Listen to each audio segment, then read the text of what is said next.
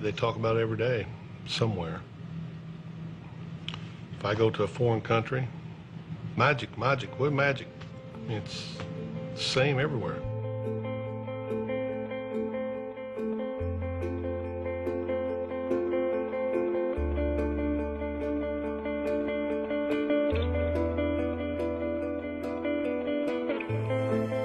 We don't have to see each other. We don't have to say hello. We don't have to call each other.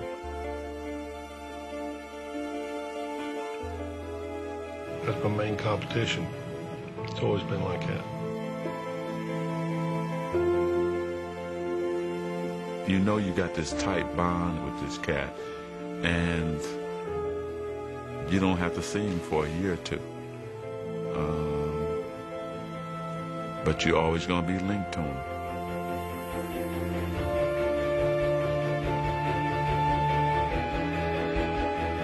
We got this connection that's never going to be broken. I mean, right to our graves. They'll be talking about this 100 years from now.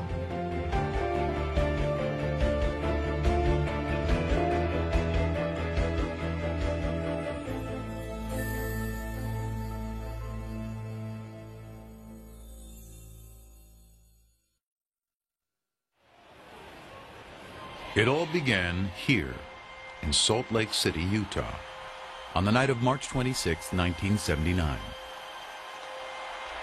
It was the NCAA championship, Indiana State versus Michigan State, a game that still ranks as the highest-rated college final ever on television. A game that's now remembered as a prologue to a rivalry that transformed a sport and intertwined two legacies. But on that night, March 26, 1979, the first time Magic Johnson and Larry Bird ever went head-to-head on a basketball court, they were simply two young men trying to win a very big ball game. Well, this is probably the biggest game I'll ever play in my life, and I just feel like, you know, I'm representing not only myself, my team, but we're representing our school and our town, Terre Haute. Well, it's a dream come true, really, for me. I won the state title back in my home state, and then my next accomplishment was going to the NCAA and playing in a game like tonight in the finals. They were two stars thrown together by the cosmos to compete, but only one of them had been groomed for the spotlight. In his case, it seemed since birth. I think his upbringing in East Lansing really put that smile on his face in the beginning, and it never came off.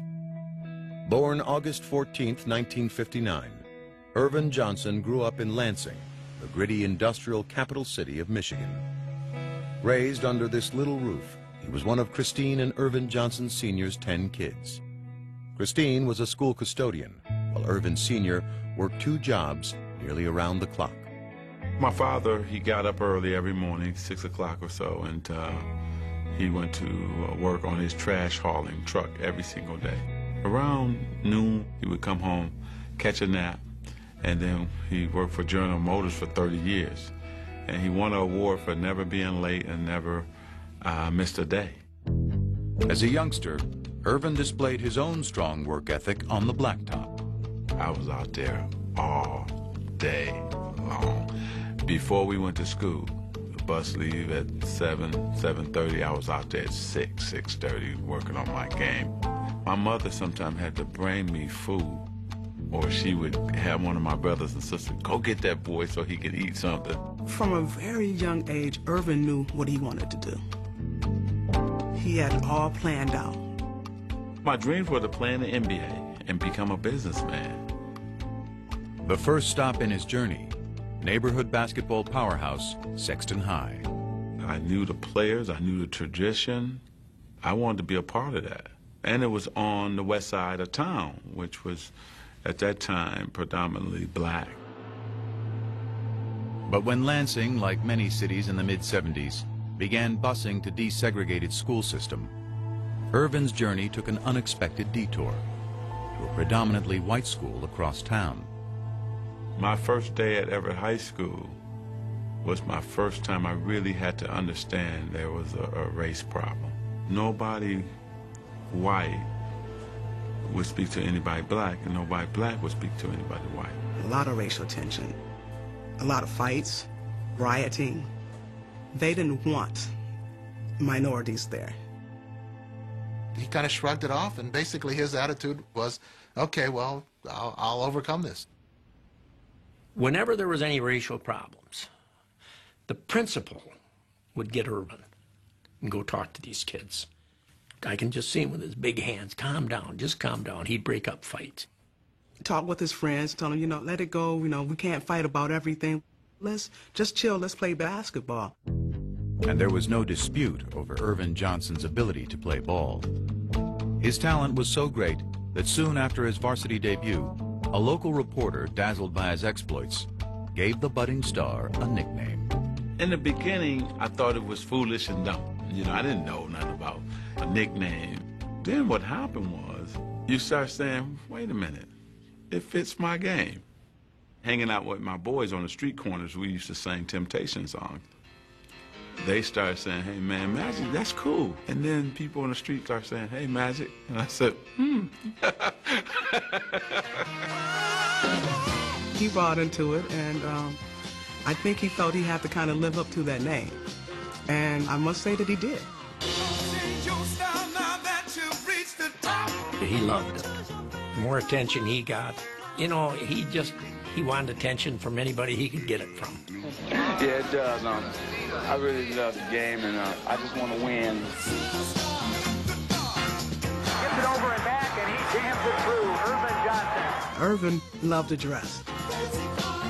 Nice sandal pants and overcoats with the fur around the collar.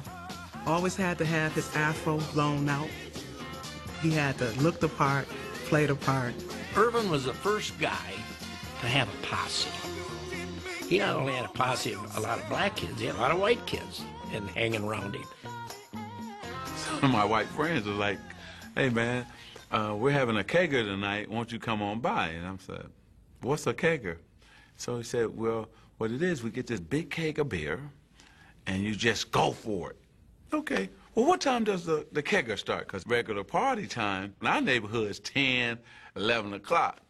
The kegger starts at 7. I said, the party starts at 7 o'clock? And I said, okay, man, I'm going to come to the kegger. We had a good time. The music was kind of bad, but we had a good time, His senior year, Johnson did at Everett what he had planned to do at Sexton, win the state championship. And when it came to choosing a college, he decided to stay where the love would be assured, home in Lansing. Next year, I will be attending Michigan State University. At MSU, Magic's star quickly went national. But atop the college game, he soon discovered a certain presence beside him. The first time I saw Larry Bird was actually in a magazine. Saw his stats, blown away by his stats. But let's see if he can really do it against us.